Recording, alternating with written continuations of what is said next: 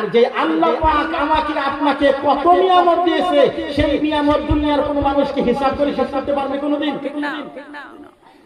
আপনার যদি এই যে 3.5 হাত দেহের কথা বলেন, আল্লাহ পাক পবিত্র কোরআনুল কারীমের ভিতরে বলেন, ওফি আনফুসিকুম আফালা তুবসিরুন, ওফি আনফুসিকুম, তোমাদের নিজেদের মধ্যে আল্লাহ পাকের নিদর্শন আছে, আফালা তুবসিরুন, তবুও কি তোমরা দেখো না?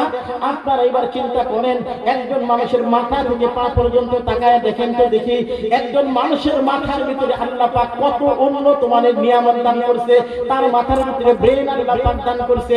তাম দুনিয়াতে যা কিছু হচ্ছে মানুষ তার ব্রেনের দ্বারা এগুলো নিয়ন্ত্রণ করতেছে, জীবন ঠিক কিনা? বুদ্ধির দ্বারা এগুলো নিয়ন্ত্রণ করতেছে। আল্লাহ পাকের কত সুন্দর সিস্টেম। আল্লাহ পাক মাথার ভিতরে যেই জায়গায় ব্রেন থাকে এইটার উপরে শক্ত হাড্ডি রেখে দিয়েছে, মাথার ভিতরে বাড়ি দিলেও কোনো সময় ব্রেনের ভিতরে আঘাত লাগবে না, তার যে মস্তিষ্ক আছে সেইটা ক্ষতি হবে না। এত সুন্দর নিখুঁত করে নিরাপত্তাময় জায়গার ভিতরে কে ফিট করছে? আল্লাহ ফিট করছে। তাহলে রব সেই আল্লাহ, সেই আল্লাহর প্রশংসা করা, সেই আল্লাহর গুণগান গাওয়া, এইটাই তো গোলামের কাম হয়। গোলাম কিভাবে আল্লাহর উপর বেজার হতে পারে? এরপর আরেকটু নিচে আসেন তো দেখি, আল্লাহ পাক মানুষের 2টা চোখ দান করছে। এই 2টা চোখের মূল্য কত বলেন তো দেখি। অনেক সময় মানুষ বলে আল্লাহ আমার কিছুই দেয় নাই, হাইরে নাফরমান অকৃতজ্ঞ।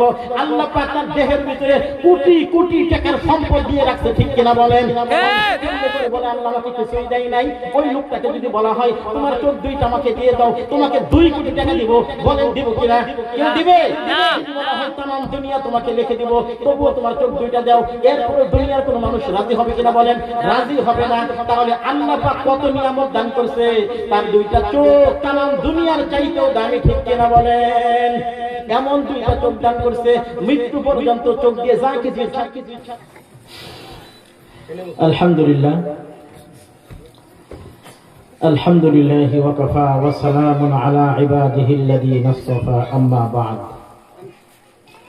মুহতারাম মুআজ্জাজ হাজিরিন, আমরা যে আলোচনা শুনতেছিলাম, আল্লাহ সুবহানাহু ওয়া তাআলা তিনি আমাদেরকে সৃষ্টি করেছেন।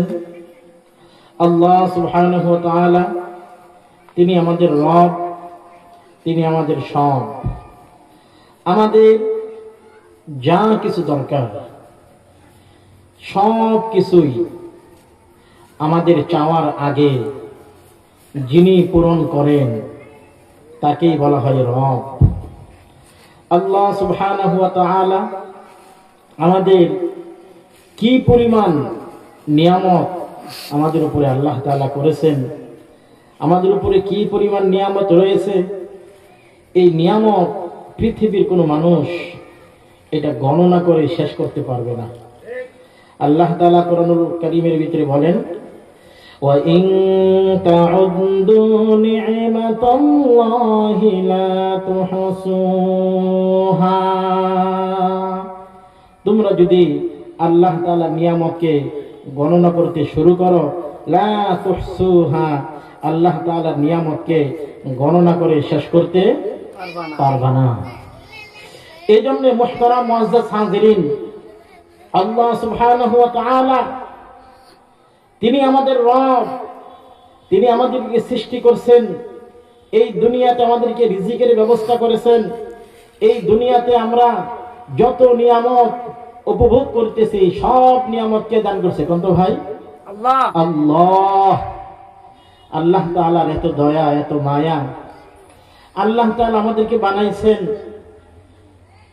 আর আমাদের কি কি দরকার, কি কি জরুরত, কি কি প্রয়োজন সব পূরণ করে দিয়েছেন। এই জন্য নামাজের ভিতরে আমরা বলি না আলহামদুলিল্লাহি রাব্বিল আলামিন, সকল প্রশংসা ওই আল্লাহ পাকের জন্য যিনি সারা বিশ্বের প্রতিপালক। আল্লাহ তাআলা কি সারা বিশ্বের প্রতিপালক। শুধু মানুষকে উনি প্রতিপালিত করে, লালন পালন করে, বিষয়টা এমন নয়। তাম দুনিয়াতে যত সৃষ্টি রয়েছে সমস্ত সৃষ্টির লালন পালন কে করে? আল্লাহ। আল্লাহ করে। সমস্ত সৃষ্টিকে আল্লাহ তাআলা রিজিক দেয়। এই জন্য রিজিকের মালিক কে? আল্লাহ। আল্লাহ। আল্লাহ তাআলা কোরআনে বর্ণনা করেছেন 12 নম্বর পারা একেবারে শুরুর আয়াত, ওয়ামা মিন দাব্বাতিন ফিল আরদি ইল্লা আলাল্লাহি রিজকুহা। জমিনের উপরে বিচরণশীল যত প্রাণী রয়েছে সমস্ত প্রাণীকে রিজিক পৌঁছায় আল্লাহ। কে পৌঁছায়? আল্লাহ।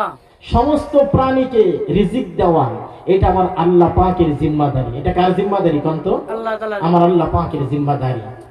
মানুষ বড় অকৃতজ্ঞ। আল্লাহ তাআলা কোরআনে বলেন, ইন্নাল ইনসানা লাকাফুর। নিশ্চয়ই মানুষ বড় অকৃতজ্ঞ। মানুষ কি কন্ত? বড় অকৃতজ্ঞ। কেমনে? একজন মানুষ যখন আল্লাহ পাকের পক্ষ থেকে কোন নিয়ামত লাভ করেন, মনে করেন একজন মানুষের চাকরি হয়ে গেল, এই মানুষটা চাকরি পাওয়ার পরে যেই পরিমাণ খুশি হয়, ঘটনাক্রমে কোনোভাবে যদি চাকরিটা হারায়, ওই চাকরিটা যদি চলে যায়, ওই সময় আল্লাহর উপরে আগে যে আল্লাহ পাক চাকরি দিয়ে খুশি করে নিয়ামত দান করলেন, এখন বান্দা সেই নিয়ামতের কথা আর মনে থাকে না, বরং বান্দা তখন আল্লাহর উপরে বিভিন্ন রকমের অভিমান করে, আল্লাহর উপরে মন খারাপ করে, বেজার হয়। ঠিক কি না? তাহলে কি মানুষ অকৃতজ্ঞ হলো না? জি। আমার আল্লাহ রব্বুল আলামিন কোন বান্দারে ব্যবসার ভিতরে লাভবান বানায় দিয়েছে, তার ব্যবসায় অনেক উন্নতি সাধন হয়েছে, ঘটনাক্রমে কোনোভাবে যদি ব্যবসার ভিতরে ধরা খায়, ব্যবসার ভিতরে লস হয়ে যায়, তখন সেই বান্দা আল্লাহর উপরে আর খুশি থাকে না, বরং আল্লাহর উপরে তার বেজারি ভাব প্রকাশ পায়, আল্লাহর উপরে সে অসন্তুষ্ট হয়, আল্লাহর উপরে সে মন খারাপ করে। অথচ কত বড় নাফরমান আর অকৃতজ্ঞ হয়ে গেল। কারণ আমরা তো আল্লাহ পাকের গোলাম। আমরা কি কান্ত? আমরা হলাম আল্লাহ পাকের গোলাম। এবার আপনারাই বলেন তো দেখি, গোলাম কি কোন সময় কোন অবস্থাতেই মনিবের উপরে মন খারাপ করতে পারে? কোন সময় মনিবের উপর তো গোলাম বেজারি হইতে পারে না। আল্লাহ পাক যেহেতু আমাদের মনিব, উনি আমাদের মাবুদ, আমরা যেহেতু আবেদ, আবেদ মানে হলো ইবাদতকারী, আমাদের পরিচয় আব্দুল মানে হলো আমরা গোলাম বান্দা। আর আবেদ শব্দ, আব্দুল শব্দ থেকে আবেদ শব্দ এসেছে। কি এসেছে বলেন? আমরা যেহেতু আল্লাহ পাকের গোলামি করি, আল্লাহ পাকের দাসত্ব করি, এই জন্য আমাদেরকে আবেদ বলা হয়, আমাদেরকে আল্লাহ পাকের ইবাদতকারী বলা হয়। আল্লাহ পাক তিনি তো স্রষ্টা, তিনি তো সমস্ত কিছুর মালিক, আমাদের বাদশা। এই জন্য আল্লাহ পাক তার গোলামরে যেই হালতে, যেই অবস্থার ভিতরে রাখবে, গোলাম সেই হালতে, সেই অবস্থার ভিতরে ধৈর্য ধারণ করা, আল্লাহর উপরে খুশি থাকা, এইটাই হলো গোলামের কাম। ঠিক কি না কোন? ঠিক। দুনিয়াতে মানুষ যদি কোনো কিছুর অকৃতজ্ঞতা জ্ঞাপন করে, তার খাওয়া, তার ভরণ পোষণের দায়িত্ব সব গ্রহণ করে, তার যা কিছু লাগে সবকিছু সে দেয়, আর মাঝে মধ্যে তার বিরুদ্ধে সে কথা বলে, তারই ক্ষতি করতে চায়, তখন দুনিয়ার মানুষ তাকে কি বলে? এটা বড় নিমক হারাম। কি বলে কন্ত? নিমক হারাম। এটা বড় নিমক হারাম। আমার নুন খায়া গুণ গায় না, আমার নুন খায়া আমার বিরুদ্ধে সে অবস্থান করে, আমার বিরুদ্ধচারণ করে, আমার ইচ্ছে ক্ষতি করতে চায়। এই জন্য তাকে দুনিয়ার মানুষ নিমক হারাম বলে। কি কোন ঠিক না? যে দুনিয়ার মানুষের যদি গুণ খাওয়ার পরে কি বলা হয়, নুন খাওয়ার পরে গুণ না গাইলে মানুষ তাকে অকৃতজ্ঞ, নিমক হারাম বলে। আর যে আল্লাহ পাক আমাকে আপনাকে কত নিয়ামত দিয়েছে, সেই নিয়ামত দুনিয়ার কোনো মানুষকে হিসাব করে শেষ করতে পারবে কোনোদিন? ঠিক না। আপনার যদি এই যে 3.5 হাত দেহের কথা বলেন, আল্লাহ পাক পবিত্র কোরআনুল কারীমের ভিতরে বলেন, ওফি আনফুসিকুম আফালা তুবসিরুন। ওফি আনফুসিকুম, তোমাদের নিজেদের মধ্যে আল্লাহ পাকের নিদর্শন আছে। আফালা তুবসিরুন, তবুও কি তোমরা দেখো না? আপনারা এবার চিন্তা করেন, একজন মানুষের মাথা থেকে পা পর্যন্ত তাকায় দেখেন তো দেখি, একজন মানুষের মাথার ভিতরে আল্লাহ পাক কত উন্নত মানের নিয়ামত দান করে করছে, তার মাথার ভিতরে ব্রেন আল্লাহ পাক দান করছে। তাম দুনিয়াতে যা কিছু হচ্ছে মানুষ তার ব্রেনের দ্বারা এগুলা নিয়ন্ত্রণ করতেছে, কি কোন ঠিক কিনা? ঠিক। বুদ্ধির দ্বারা এগুলা নিয়ন্ত্রণ করতেছে। আল্লাহ পাকের কত সুন্দর সিস্টেম। আল্লাহ পাক মাথার ভিতরে যেই জায়গায় ব্রেন থাকে এইটার উপরে শক্ত হাড্ডি রেখে দিছে, মাথার ভিতরে বাড়ি দিলেও কোনো সময় ব্রেনের ভিতরে আঘাত লাগবে না, তার যে মস্তক আছে সেইটা ক্ষতি হবে না। এত সুন্দর নিখুঁত করে নিরাপত্তাময় জায়গার ভিতরে কে ফিট করছে? আল্লাহ। আল্লাহ ফিট করছে। তাহলে রব সেই আল্লাহ, সেই আল্লাহর প্রশংসা করা, সেই আল্লাহর গুণগান গাওয়া, এইটাই তো গোলামের কাম হয়। গোলাম কিভাবে আল্লাহর উপর বেজার হতে পারে? এরপর আরেকটু নিচে আসেন তো দেখি। আল্লাহ পাক মানুষের দুইটা চোখ দান করছে, এই দুইটা চোখের মূল্য কত বলেন তো দেখি। অনেক সময় মানুষ বলে আল্লাহ আমার কিছুই দেয় নাই, হাইরে নাফরমান অকৃতজ্ঞ। আল্লাহ পাক তার দেহের ভিতরে কোটি কোটি টাকার সম্পদ দিয়ে রাখছে, ঠিক কিনা বলেন? ঠিক। কেমনে করে বলে আল্লাহ আমাকে কিছুই দেয় নাই? ওই লোকটাকে যদি বলা হয় তোমার চোখ দুইটা আমাকে দিয়ে দাও, তোমাকে 2 কোটি টাকা দিব, বলেন দিব কিনা? কেউ না। দিবে? না। যদি বলা হয় তামাম দুনিয়া তোমাকে লিখে দিব, তবুও তোমার চোখ দুইটা দাও, এরপরে দুনিয়ার কোন মানুষ রাজি হবে কিনা বলেন? রাজি হবে না। তাহলে আল্লাহ পাক কত নিয়ামত দান করছে, তার দুইটা চোখ তামাম দুনিয়ার চাইতেও দামি, ঠিক কিনা বলেন? এমন দুইটা চোখ দান করছে, মৃত্যু পর্যন্ত চোখ দিয়ে যা কিছু ইচ্ছা তাই দেখতে পারে, যেখানে খুশি সেখানে তাকাইতে পারে, তার মনের মতো করে তার চোখ দিয়ে সব কিছু মন ভরে সে দেখতেছে। কত দামি চোখ আল্লাহ পাক দান করলেন। এবার চিন্তা করে দেখেন এই চোখের ভিতরে আল্লাহ তাআলা কত দামি দুইটা লাইট লাগাইয়া দিয়েছে, সারা দুনিয়া দেখা যায়। এই চোখের ভিতরে দেখেন, চোখের উপরে ভ্রু আছে, ভ্রু কি আছে কোন? এটা ভ্রু। এটা কি বড় হয়? এই মাথার চুল যেমন বড় হয়, চোখের ভ্রু যদি অমন বড় হইতো অবস্থাটা কি হইতো? রাস্তাঘাটের ভিতরে মানুষ অ্যাক্সিডেন্ট করতো কিনা কোন? করতো। কিছু কিছু মানুষের মাথার চুল রাখে একেবারে কিসের মতো, ঘোড়ার মতো বড়। কিসের মতো বড় রাখে কোন? ঘোড়ার মতো বড়। কোন সময় হুন্ডার চালাবার সময় যদি কোথাও হঠাৎ করে হসটকে ব্রেক ধরে মাথার চুল একেবারে চোখের সামনে এসে পড়ে, তখন কিছুই না দেখতে পেরে ট্রাকের চাক্কার নিচে পড়ে ব্রাস্ট হয়ে যায়, ট্রাকের চাক্কার নিচে পড়ে পিষ্ট হয়ে যায়, একেবারে জীবন শেষ হয় কিনা কোন? কেন? ও তার এই যে মাথার ভিতরে ঘোড়ার মতো বড় চুল লাগছে, বড় এই ঘোড়ার মতো লম্বা চুল রাখার কারণে সে এই যে ইসলামের বিরুদ্ধে চুল এত বড় করলো, মাথার মধ্যে ঘোড়ার মতো চুল রাখার কারণে এই চুলটাই আজকে তার মৃত্যুর কারণ হয়ে দাঁড়াইছে। কিসের কারণ? মৃত্যুর কারণ। ঠিক না? ঠিক। আচ্ছা, এই যে দেখেন ভ্রু যদি এত বড় হইতো অবস্থাটা কি হইতো? হ্যাঁ, গাড়ি ঘোড়া সামনে পড়লে চোখ সরাইতে, এই চোখের উপর থেকে ভ্রু সরাইতে জীবন শেষ। কি হয়ে যেত? জীবন শেষ। আল্লাহ পাক এই ভ্রুগুলা বড় হয় না। আবার দেখেন চোখের উপরে আল্লাহ তাআলা এই যে ছোট্ট ছোট্ট পাপড়ি দিতে, পাপড়ির উপরে আল্লাহ পাক চুল দিয়ে দিছে, কি কোন ঠিক না? হাজারো ময়লা আবর্জনা আটকাইতেছে, কি কোন ঠিক কিনা? আবার চোখের ভিতরে আল্লাহর এমন কুদরত আছে, যত ময়লাই পড়ুক না কেন চোখের ভিতরে অটোমেটিক চোখটা ওঠানামা করে। এই চোখের পাপড়িগুলা ওঠানামা করার কারণে মুহূর্তের ভিতরে ময়লা আবর্জনা চোখের এক সাইডে চলে যায়, কি কোন? ঠিক। আবার এটা পানি হওয়ার কারণে চোখের ভিতরে আল্লাহ পাক এমন কুদরতি পানি দান করছে, ওই পানির সাথে ময়লাগুলো বের হয়ে আসে, কি কোন ঠিক কিনা? এই যে আল্লাহ পাকের নিয়ামতগুলো আল্লাহ দান করছে, এই নিয়ামতগুলো কি দুনিয়ার মানুষ দেখে না? আল্লাহ পাক কোরআনে বলেন ওয়াফি আনফুসিকুম আফালা তুবসিরুন, তোমাদের নিজের মধ্যে আল্লাহ পাকের নিদর্শন আছে, তবুও কি তোমরা দেখতে পাও না? এরপর আরেকটু নিচে আসেন, দেখেন তো দেখি আমাদের নাক।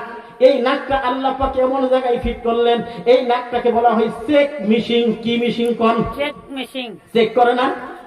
এই নাকের কাছে সবকিছু ধরা পড়ে, ঠিক কিনা কোন?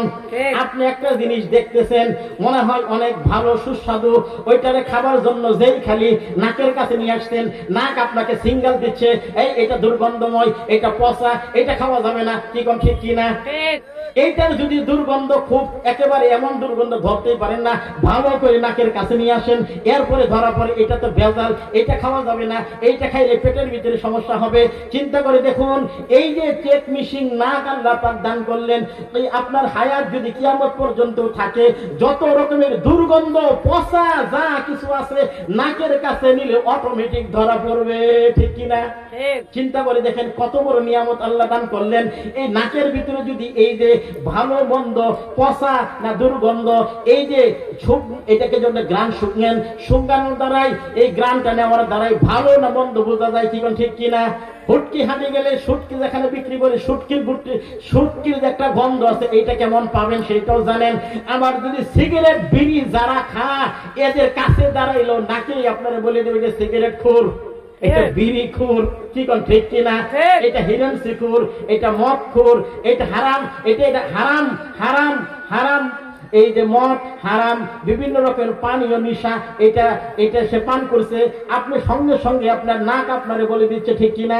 চিন্তা করে দেখেন, নাক আপনার কত বড় আল্লাহ পাকের নিয়ামত, আল্লাহ আপনাকে দান করছে।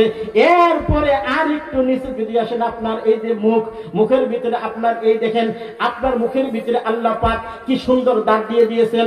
আপনারা বলেন তো দেখি, এই দাঁত আল্লাহ পাকের কত বড় নিয়ামত, ঠিক কিনা?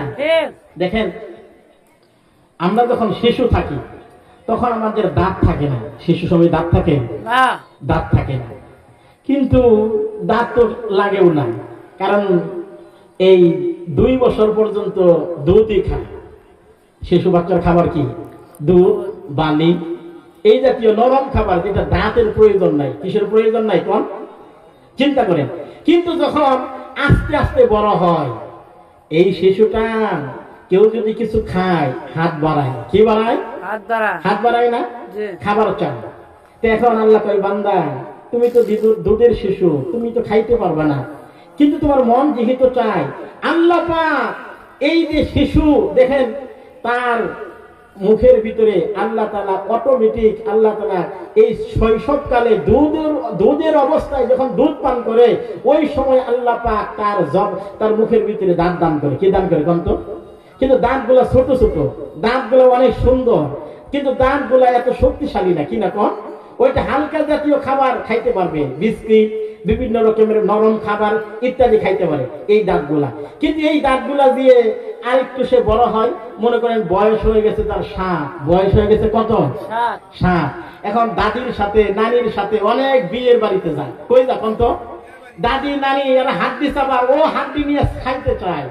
আমার আল্লাহ কয়, এই দাঁত দিয়ে তো হাড্ডি খাওয়া যাবে না। কি খাওয়া যাবে না কোন? এই দাঁত দিয়ে শক্তি কিছু খাওয়া যাবে না। এইটা তো আমি নরম খাবারের জন্য এই দাঁতটা দান করছি।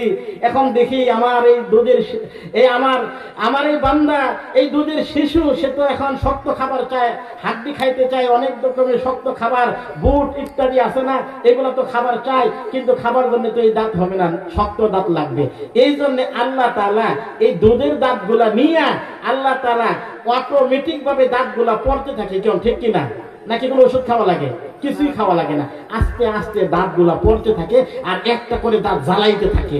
এইগুলা দাঁতগুলা পড়ার সময় ছোট্টকালে আমাদেরকে বলতো, এন্দুরের গাছ দিয়ে বলবা, মামা এন্দুর, তোমার একটা দাঁত দিলাম, তুমি আমার আরেকটা দাঁত দিও। কি কোন, ঠিক কিনা? আসলে দাঁত দেওয়ার মালিক কি এন্দুর? বলে না, দাঁত দেওয়ার মালিক তো এন্দুর না। কিন্তু আমাদের সমাজের ভিতরে আল্লাহর উপরে বান্দার আসলে এই মানে পরিপূর্ণ জ্ঞান না থাকার কারণে আমাদেরকে আল্লাহ মুখী না কইরে এন্দুর মুখী করে দিয়েছে। কি মুখী করছে কোন তো দেখি? এন্দুরের দিকে আঙ্গুল ঘুরাই দিচ্ছে, ফিরাই দিচ্ছে। এই জন্য মুহতারাম মুআজ্জাজ হাজিরিন, নিয়ামতের কথা বললে তো শেষ করা যাবে না।